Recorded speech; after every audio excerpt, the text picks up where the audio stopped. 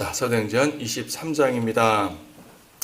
사도행전 이제 22장부터 26장까지는 어떻게 보게 되면 쭉 역사적 서술, 그냥 역사적 서술이라기보다는 뭐랄까요, 이제 드라마틱한 이야기가 전개되는 것 같아요. 어떻게 보게 되면 교리에 대해서는 많이 나오지 않고 이제 당시에 바울이 어떻게 했다 이런 내용들만 나오는데, 주로 내용들은 뭐냐면은 신문 받는 장면들입니다.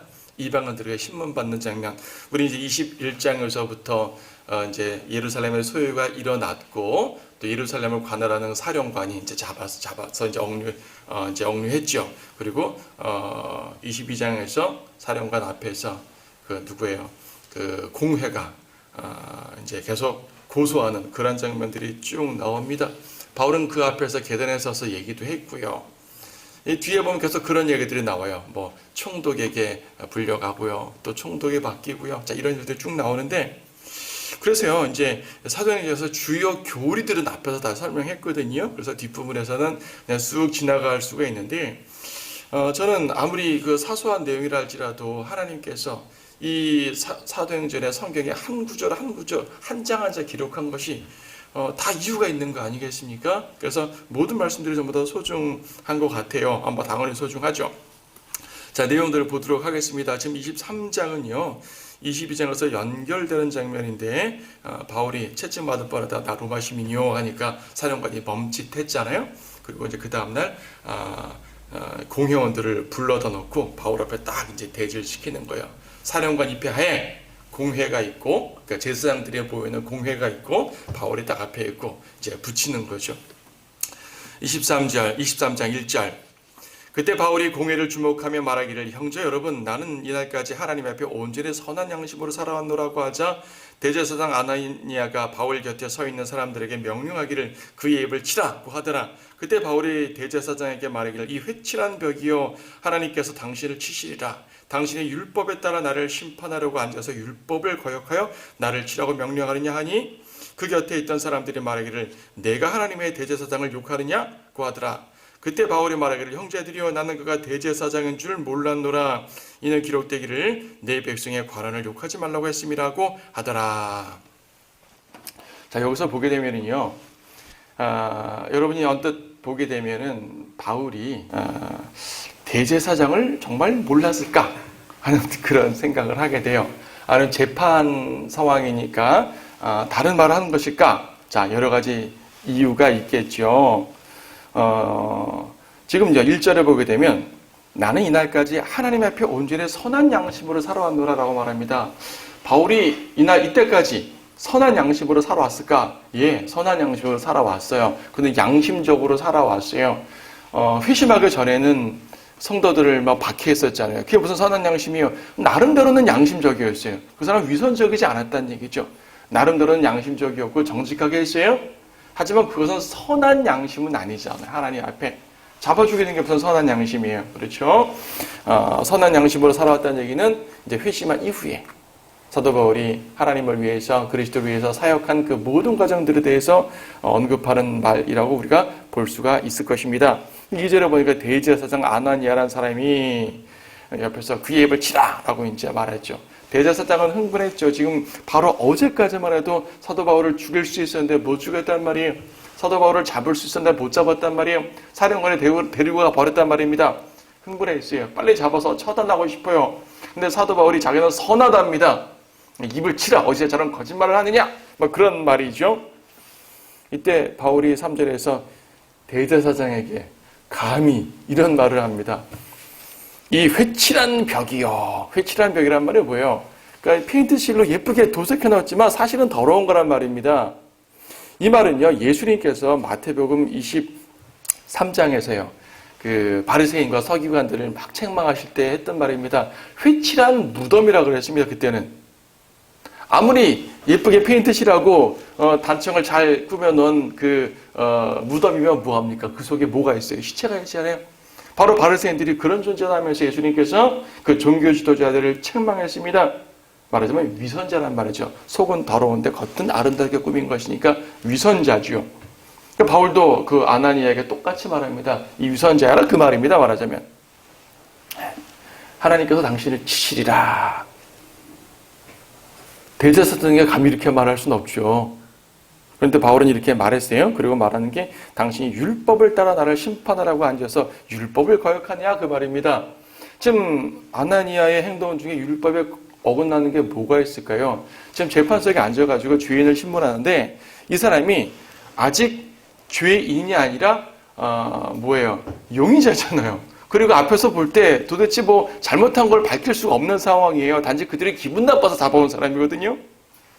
죄를 입증하지 않고 형벌을 가하는 것을 율법에 어긋납니다. 그러니까 바울은 이 사법적 재판에서 율법에 따른 사법적 재판에서 율법을 어기고 파행으로 행하는 사람이 무슨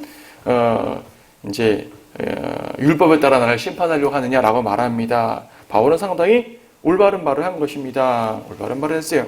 근데요, 사제로서 옆에 있는 사람들이 말하죠. 당연한 반응입니다. 어떻게 하나님의 제사장을 욕하느냐?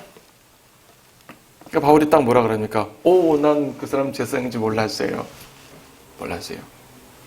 제사장인 줄 알았으면 내가 욕했겠습니까? 거기 성경도 기록되어 있잖아요. 내 백성의 관원을 욕하지 말라. 예, 저는 성경에 이렇게 기록된 걸 알아요. 라고 말하는 거죠. 출애굽기 22장 28절 말씀을 인용한 건데요. 백성의 관원을 욕하지 말라. 지도자들 욕하지 말라는 얘기입니다.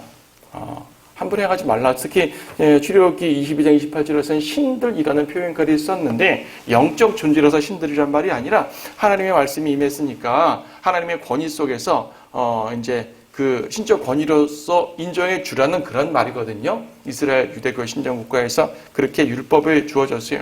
그러니까 바울도 알아요. 내 백성의 권한을 욕하지 말라. 저 말씀 압니다. 율법 압니다. 저는 그 율법에 따르는 사람입니다. 여러분, 저는 율법 인정하는 사람입니다. 근데요, 제가 저분이 대제사장인 걸 몰랐네요. 죄송합니다. 그런 말이죠. 이 말을 듣고 당시에 거기 앉아있는 사람들 중에서 정말 몰라서 사과했다고 됐어, 몰랐으니까 괜찮아 라고 생각한 사람이 누가 있었을까요? 바울이 정말 몰랐을까요? 생각해 보세요. 지금 사령관이 바울을 딱 이제 앞에 재판장에 놓고 또 공회를 불렀다 그랬지 않습니까? 22장 30절 보니까 사령관이 공회를 불렀는데 어떤 사람들이냐면요, 이 뒷부분 선임 제사장들과 온 공회원을 출두하도록 했다 그랬어요. 선임 제사장이면요, 일반 제사장들이 있고요, 선임 제사장들이 있고 그 위에 대표 대제사장이 있어요.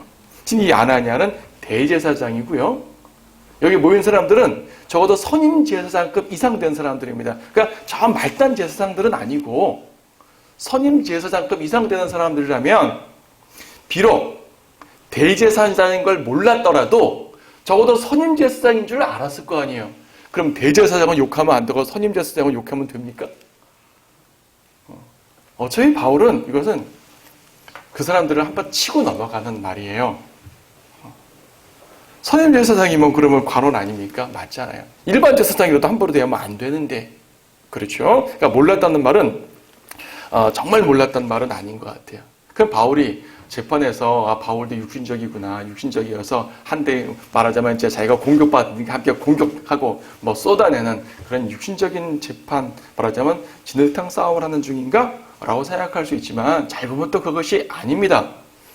지금 바울이 그가 대제사장인 줄 몰랐습니다라는 말은요, 바울의 마음속에 내가 아는 대제사장은 한 분밖에 없는데요? 라는 말이에요. 무슨 말씀입니까? 바울이 아는 대제사장, 우리가 아는 대제사장, 여러분들이 아는 대제사장은 누구십니까? 예수 그리스도시잖아요. 예수 그리스도 이외에 어떤 대제사장이 있죠? 그리고 실제적으로 지금 이때는요, 예수님께서 죽으시고 부활하고 승천하신 지 약 30년 정도 지난 이후 아닙니까? 20-30년 지난 이후인데 예수님께서 부활하셨을 때에 휘장이 쫙 찢어졌잖아요. 성전 휘장이 찢어졌어요. 성전 휘장이 찢어졌다는 얘기는 지성소가 누구에게나 공개됐다는 말이거든요. 구약은 어땠습니까? 지성소는 함부로 공개되는 것이 아닙니다. 그렇죠? 일반 제사장은 성소까지만 들어오고 대제사장만 지성소에, 그것도 1년에 한 번, 그것도 피를 갖고 들어오게 되는데 아주 두꺼운 휘장으로 처해 있어서 함부로 들어오지 못하게 되는데 그 휘장을 쫙 찢어버려가지고 이제 하나님과 죄인의 길은 직통으로 열렸다 그 말입니다.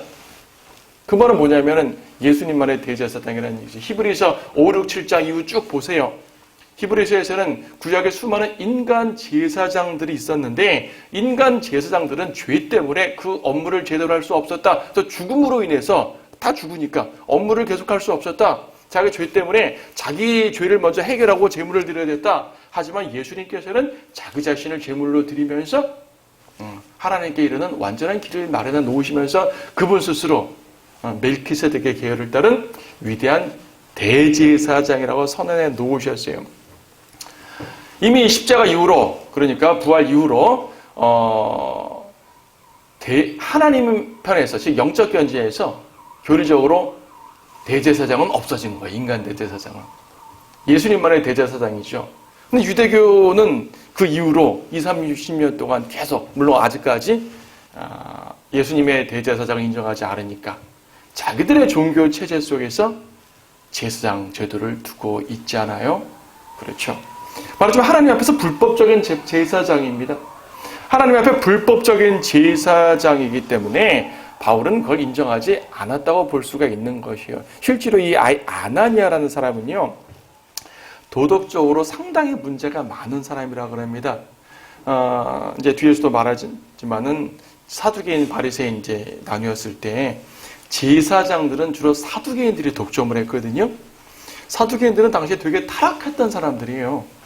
세속주의자들이고 세상적 욕망에 가득 찬 사람들이 성전에 제사장이라고 딱 앉아있는 사람들입니다. 그 중에 아나니아 같은 경우는요, 말하자면은 이 사람들의 11조를 정당한 방법으로 취하는 것이 아니라 더 많이 착취하기 위해서 이제 여러 가지 술수를 쓰기도 했고요.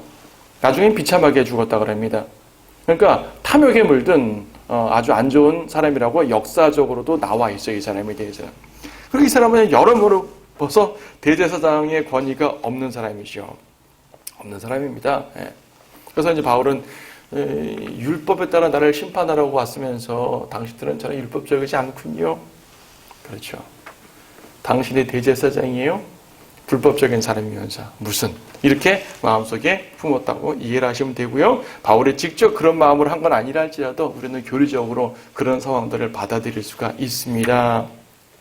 다만 외형적으로 사과하는 이제 이 모양을 취함으로써 앞에서 계속 그랬잖아요. 유대인들에게 다가가려면 유대인들의 율법을 존중하면서 다가갔다고. 그들의 율법을 존중하는 의미로서 지금 출애굽기 22장을 인용했습니다. 6절부터 보게 되면요. 그러나 바울은 한편은 사두개인이요 다른 편은 바리새인인 것을 알고 공회에 외쳐 말하기를 형제들이여 나는 바리새인이요 바리새인의 아들이라 죽은 자의 부활과 소망 때문에 내가 지금 신문을 받고 있도다라고 하니라. 그가 이 말을 하자 바리새인과 사두개인들 사이에 분란이 일어나서 무리가 나누었으니 이는 사두개인들은 부활도 천사도 영도 없다고 말하나 바리새인들은 다 있다고 시인함이라. 그때 큰 아우성이 일고 바리새인 편에서 서기관들이 일어나 항의하며 말하기를 우리는 이 사람에게서 악한 것을 찾아볼 수 없도다. 그러므로 영이나 천사가 이 사람에게 말한 것이라면 우리는 하나님을 거역하여 싸우지 말자라고 하더라. 자, 상황이 아주 이상하게 돌아가 버렸죠. 지금 6절에서도 바울은 딱 보니까 한편은 바리새인이고 한편은 사두개인인 걸 알았다 그래요. 바울은 딱 보면 알아요. 옷차림이 달랐는지 태도가 달랐는지 대화가 달랐는지 바울을 보면 알았습니다. 그래서 1절에서도 공회를 딱 주목했다 그랬잖아요. 이런 사람들이 모여있군. 근데 무슨 대제사장인 걸 몰라요. 모르긴. 알죠. 그렇죠. 자, 지금 우리가 읽었던 6절, 9절 본문을 보게 되면은요, 여러분 어떤 생각 듭니까? 바울이 이 둘의 사두개파와 바리새파가 서로 다르니까 교리적으로 상당히 다르고 사회적으로도 다르고 서로 갈등도 많았거든요. 같은 산헤드린 공회라는 것은 유대교의 대표 공회니까 말하자면 여당 야당 함께 싸우더라도 같이 있잖아요. 국회에 있는 것처럼 같이 있는 것뿐이지 이들은 항상 갈등만 있는 사람들입니다. 이걸 딱 파악하고 오케이 이 갈등을 활용하면 나는 살아남을 수 있겠군 하고 처세술을 쓴 것 같아요. 여러분 처세술로 보이십니까? 저는 그렇게 보이질 않아요. 지금 바울은 6절에서 한편은 사두개인, 한편은 바리새인인 걸 알고 말한 것은 나는 바리새인입니다. 언뜻 보게 되면 바리새인이요, 내 편 들어주시오 라는 말 같지요. 그리고 사실 보세요. 예수님께서 사두개인 바리새인들을 둘 다 책망했잖아요. 둘 중에 누가 더 많은 책망을 받았어요? 바리새인, 사두개인 중에서. 바리새인들이 더 많은 책망을 받았어요. 왜냐하면 바리새인들이 더 항상 백성들 사이에서 의롭다고 나타났기 때문에 그 의로움이 위선이기 때문에 주님께서 바리새인들을 더 책망했습니다. 예수님께서 사두개인들을 책망한 것은 거의 없어요. 왜 사두개인들이 별로 책망하지 않으셨냐면 그들이 잘해서가 아니라 그들은 취급할 가치가 없기 때문입니다. 별로 대할 가치가 없는 사람들이었기 때문에. 그럼 바울이 바리새인임을 자랑할 것이 있습니까? 바리새인인 걸 자랑할 것이 없는데 바울이 바리새인 편을 들므로써 마치 처세술을 쓴 것 같아요. 아니에요. 바울이 여기서 말하고자 하는 것은 뭐냐면 부활과 소망이라는 분명한 포인트가 있습니다. 죽은 자의 부활과 소망 때문에 내가 지금 신문을 받고 있다. 말하자면 부활의 소망 때문에 이렇게 내가 신문을 받고 있다고 말하는 거죠. 사두개인들은 부활을 인정하지 않았어요. 천사도 영도 인정하지 않아요.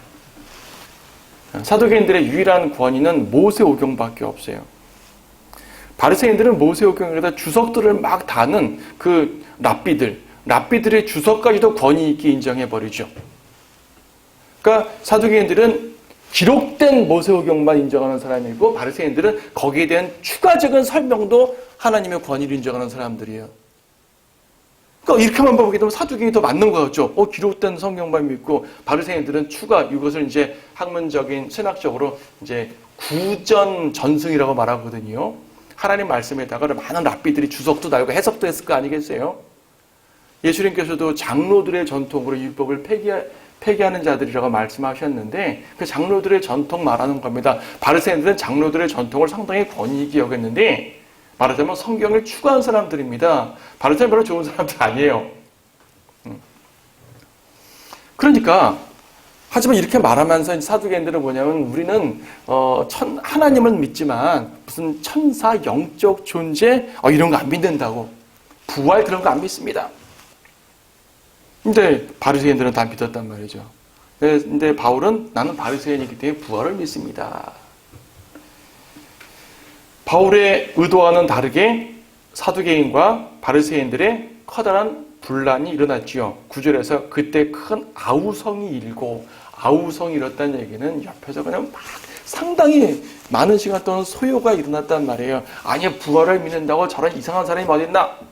한쪽에서 왜 그래? 저 사람이 잘못했지만 부활 자체는 잘못이 아니야. 하면서 막 자기들끼리 싸우는 거죠. 급기야는 바리새인들이 우리는 이 사람에게서 어떤 잘못도 찾을 수 없습니다.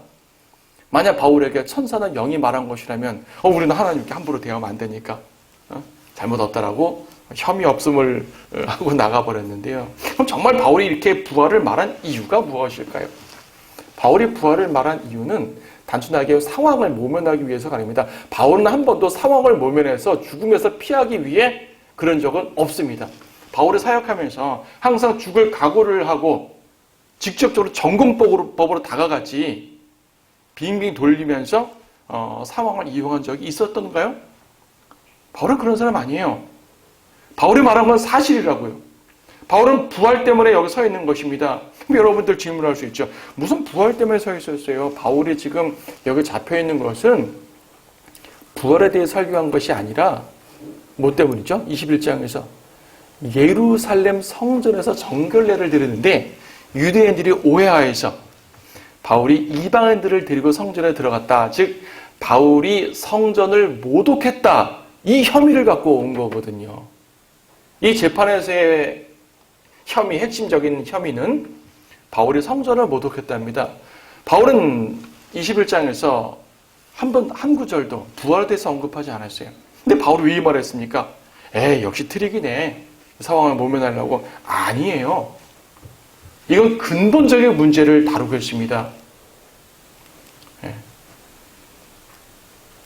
6절에서 죽은 자의 부활과 소망 때문에 라고 말하는데 바울은 지금 단순하게 이 자리에 잡혀온 이유뿐 아니라 자기가 박해받는, 더 나아가 그리스도인들이 박해를 받는 근본적인 원인을 설명하는 거예요.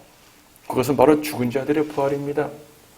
여기서 죽은 자들의 부활이라고 말하면 구약 성경부터 알려져 있는 모든 의인과 악인의 부활하는 모든 일반적인 부활을 말하는 것 같지만 바울은 항상 설교할 때마다 일반적인 부활 자체에 대해 설명한 것 동시에 그리스도의 부활을 설명했고요. 그리스도의 부활을 설명하면서 동시에 성도의 부활까지 연결시켜 설명을 했습니다. 그러니까 우리의 소망이죠. 예수님의 부활은 우리의 소망이라기보다도 우리의 구원의 능력이고요. 우리의 부활이 소망이죠. 앞으로 부활할 거니까. 여러분 고린도전서 15장에서 바울은 그렇게 기록했죠. 우리 지난번 설교 때도 이 부분을 간단히 언급드린 것 같은데 고린도전서 15장 16절에서 말씀했잖아요. 만일 죽은 자들이 살아나지 못한다면 그리스도께서도 일으켜지지 못하셨으리라.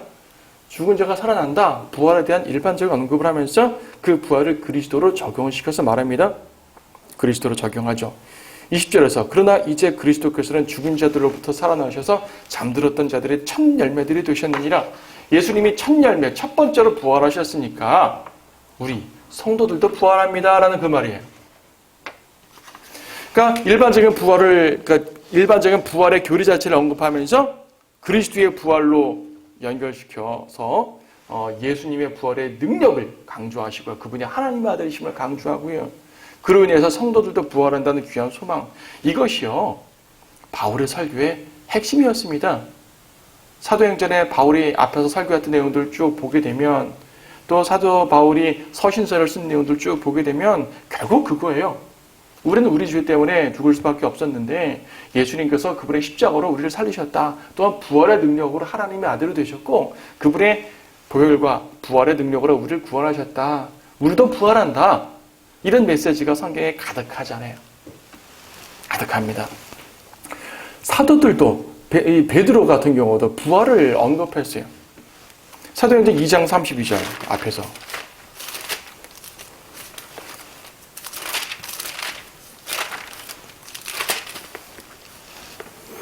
이 예수를 하나님께서 살리셨으니 우리 모두가 그 일에 관한 증인이라. 실질적으로 12사도들은 예수님의 부활의 증인으로서 복음을 전했죠. 36절도 그러므로 이스라엘의 온 집이 분명히 알 것은 너희가 십자가에 못 박은 이 예수를 하나님께서 주와 그리스도가 되게 하신 것이라. 예. 베드로도 부활을 강조했습니다. 그리고 이 부활에 대한 믿음 때문에 박해를 받았죠.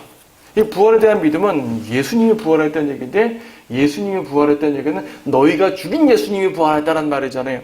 그들을 책망하는 말이잖아요. 베드로는 당시 사도행전 4장 5장 계속 유대인들에게 위협을 받았었죠. 바울도 그랬습니다. 바울도 설명했습니다.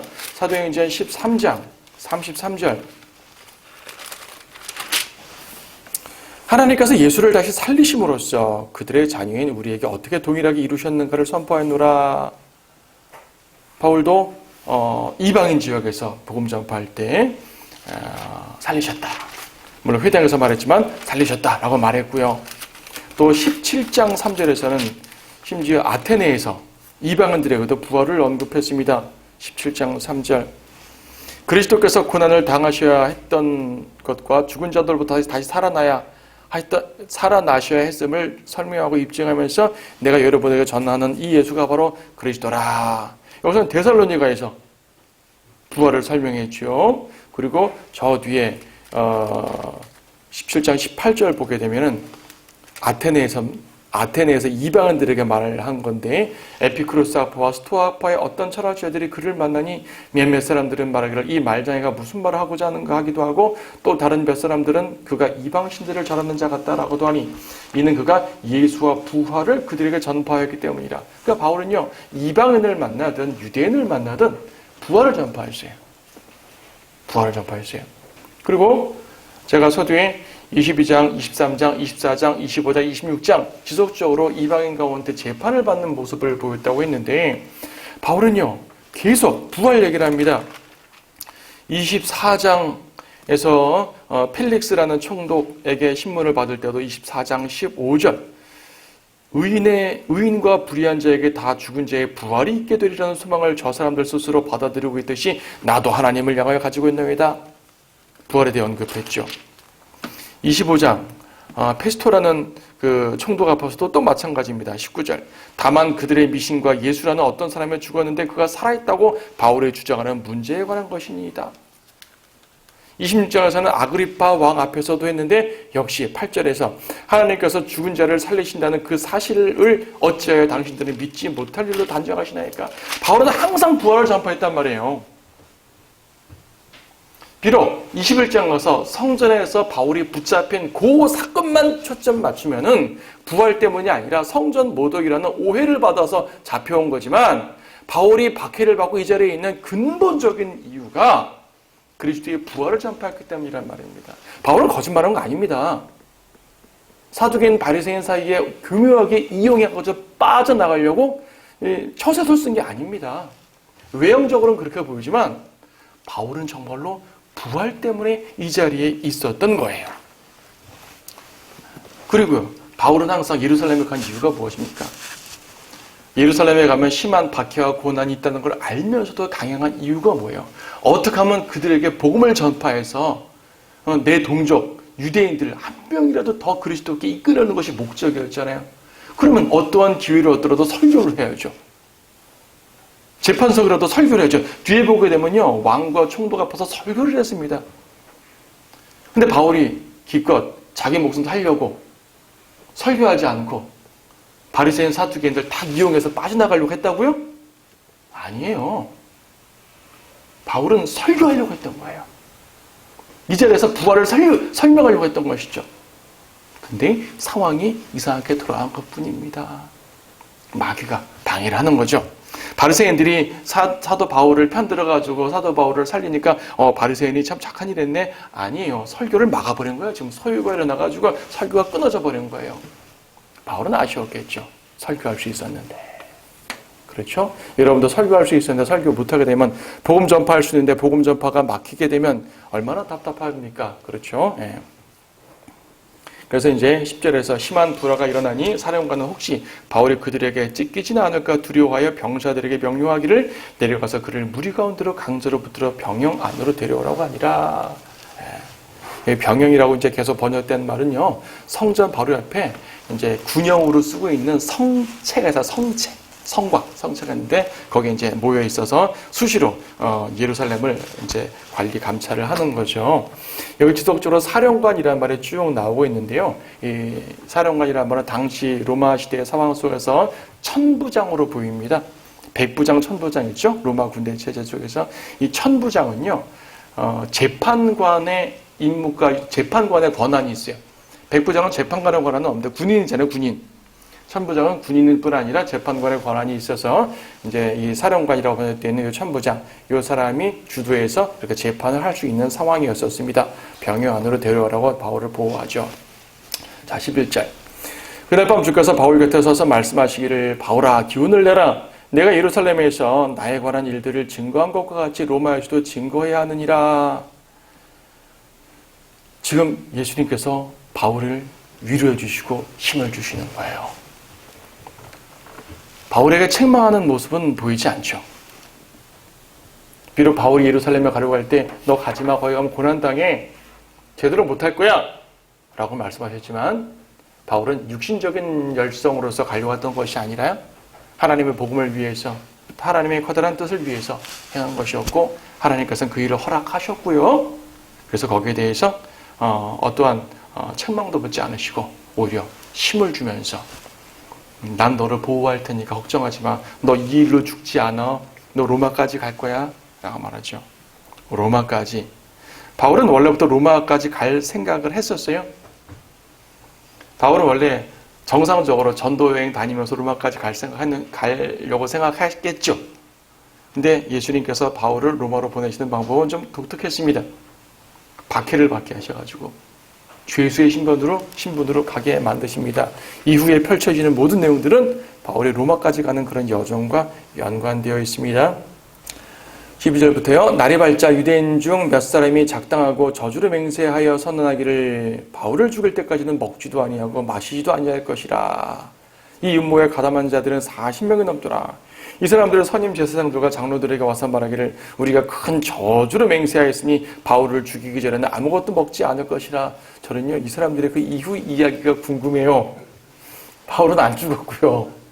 이 사람들은 정말 바울을 죽일 때까지 안 먹었을까? 성경에 이 사람들의 뒷이야기는 나오지 않으니까 알 수가 없죠. 40명이 모두 굶어 죽었을까? 그러지 않았을 거 아니겠어요. 그렇겠죠? 예. 글쎄요, 죽었을까요? 어쨌든 이렇게 강렬하게 저주의 맹세를 합니다. 아니 축복의 맹세를 해도 부족하고요. 그렇죠? 복음의 맹세를 해도 부족하고요. 하나님의 사역을 위해 맹세해도 부족할 텐데 저주의 맹세를 해요. 그렇죠. 마구들이니까 그렇게 되는 거죠. 예, 맞아요. 정확한 말씀하셨습니다. 마구들이니까 그런 것이에요. 자, 위협이 다가왔습니다. 분명히 11절에서 주님이 바울에게 뭐라고 말씀하셨습니까? 걱정 마. 너 안 죽어. 로마까지 갈 거야. 난 널 보호할 거야. 라고 말씀하셨죠. 그 보호의 내용이 보여지는 것이 12절부터 내용이에요. 유대인들은 죽으려고. 그러니까 지금요, 이 병영에서 성적까지는 바로 옆에 얼마 멀지 않아요.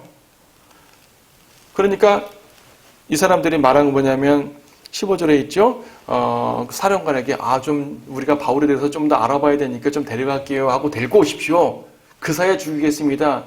성전하고 이 병영하고 차이가 얼마 되지 않는데 그 사이에 바로 죽인다는 얘기는 상당히 급박하게 일을 처단하겠다는 얘기거든요. 40명이요. 예루살렘 거리니까 이건 숲길이 아닙니다. 한적한 이제 그 마을길이 아니에요. 예루살렘 성 안에 있으니까 상당히 복잡한 도시예요. 복잡한 도시에 40명이 속에다 칼을 품고 행인처럼 왔다 갔다 하는 거예요.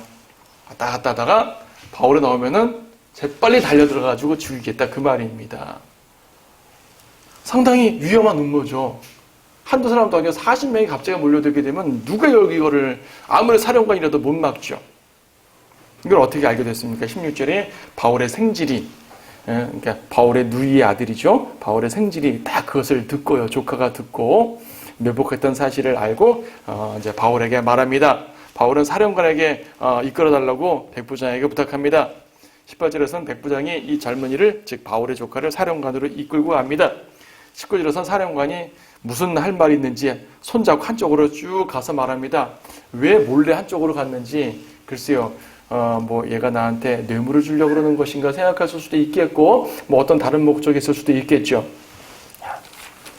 20절에서 이 바울의 조카가 이제 고발을 하는 거죠. 유대인들이 결의하기로는 그들이 바울에 관하여 무엇인가 좀 더 정확히 알아볼 것처럼 해서 내일 그를 공회로 데려와 달라고 사령관에게 요청하겠다고 하다이다. 그러나 그들의 청을 들어주지 마옵소서. 그들 중에도 40명도 넘는 사람이 맹세하기를 그를 죽이기 전에는 먹지도 아니하고 마시지도 아니하겠다고 하며 그를 숨어 기다리며 지금 준비하고 당신의 약속을 기다리고 있나이다. 사령관은 이 말을 딱 듣고 진지하게 받아들였어요. 아무에게도 말하지 말라. 말하게 되면 또 세면 큰일이니까. 왜 아무에게도 말하지 말라고 했냐면 사령관은 그들이 눈치채지 못하게 먼저 이제 바울을 피신시키려는 계획을 세우려고 했습니다. 그 내용이 바로 23절, 24절이죠. 밤 제3시에, 밤 제3시면 이제 9시, 밤 9시 정도 되는 시간이거든요.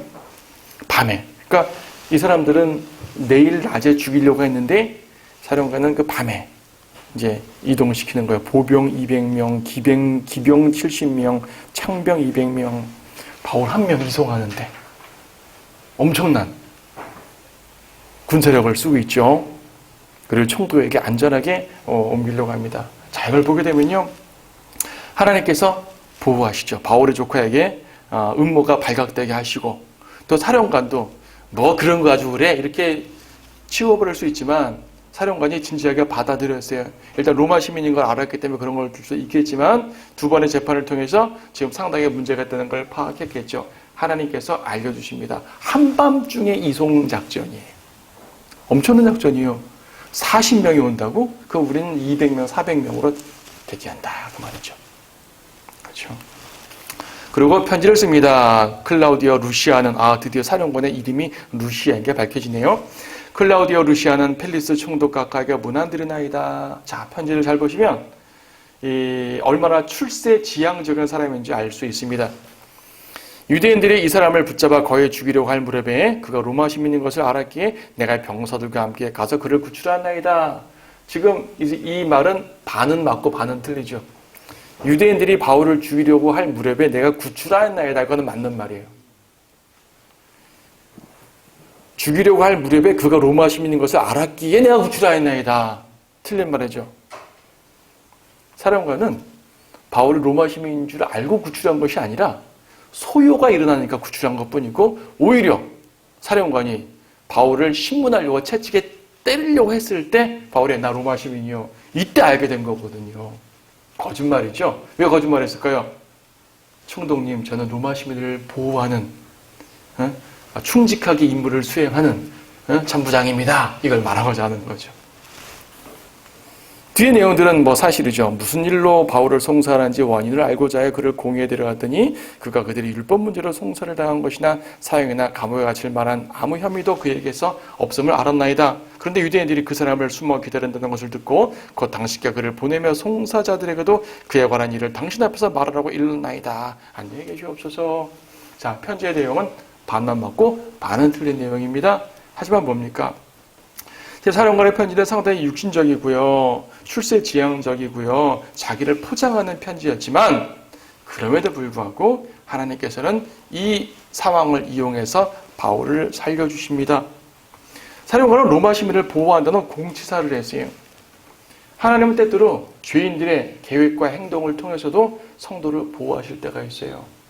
세상이 엉망으로 흘러가지만 그 가운데 하나님께서 보호하는 길을 마련해 줄 때도 많잖아요. 원수들이 우리를 막 박해하고 괴롭히는데 오히려 그런 가운데 우리를 더 높여주실 때가 많잖아요. 하나님께서 다 쓰시는 거예요. 그래서 합력하여 선을 이루신다고 하는 것이죠. 마지막 부분 31절, 그때 보병들이 명령을 받은 대로 밤에 바울을 데리고 안티파트리까지 가서 그 다음날 기병들에게 바울과 함께 가도록 인계하고 그들은 병영으로 들어가더라. 그들이 카이사랴에 들어가서 그 서신을 총독에게 전하고 바울도 그 앞에 서게 하더니, 그러니까 예루살렘에서 카이사랴까지 거의 90km 정도가 돼요. 중간에 안티파트리라는 지역이 있어요. 통과해서 가는 건데 보병은 이제 중간까지 가고요. 그러니까 한 40km 되는 길을 밤 내내 달려가가지고 아침이나 이렇게 이르는 겁니다. 얼마나 위급한 걸 알겠어요. 그렇죠? 총독이 그 편지를 읽고 그가 어느 지방 출신인가를 묻고서 그가 킬리키아 출신임을 알고 말하기를 너를 송사하는 자들도 오면 내가 너의 말을 들으라고 그를 헤롯 재판장에 두어 지키라고 명령하니라. 자, 바울이 이쪽으로 온 걸 아니까 나머지 공의원들도 이제 이쪽으로 카이사르로 올 거 아니겠어요. 인박 2, 3일 걸리겠죠. 올 때까지 가둬두는 것입니다. 미리 들을 수도 있잖아요. 이 총독이. 도대체 무슨 일이야? 내가 로마 시민이라면 한번 들어보자. 해도 되잖아요. 로마 시민인데. 근데 안 해요. 올 때까지 그냥 거기 있어. 나중에 한꺼번에 듣겠다. 이런 말입니다. 호의적이지 않습니다. 역사에서는 이 펠릭스라는 사람이 노예 출신으로서 어떻게 이제 성공한 사람이 된 거예요. 드문 일이죠. 노예가 총독이 될 정도니까. 그러는 과정에서 얼마나 악행을 저지르는지를 역사에서 자세히 말하고 있는데요. 극히 부도덕한 사람이라고 알려져 있습니다. 이 부도덕한 총독 앞에서 또 호의도 받지 못하고 송사하는 자들 올 때까지 있으라고 참 대우를 받지 못했어요. 그런데 바울에게는 이것이 기회일 수가 있습니다. 지금 계속 달려왔잖아요. 사람들 만나고 이 사람들이 올 때까지 적어도 2, 3일은 걸릴 테니까 바울은 그동안 기도할 시간을 얻었을 겁니다. 하나님께 간구하고 하나님께 아뢰면서 향후에 펼쳐질 일들에 대해서 교제했겠죠.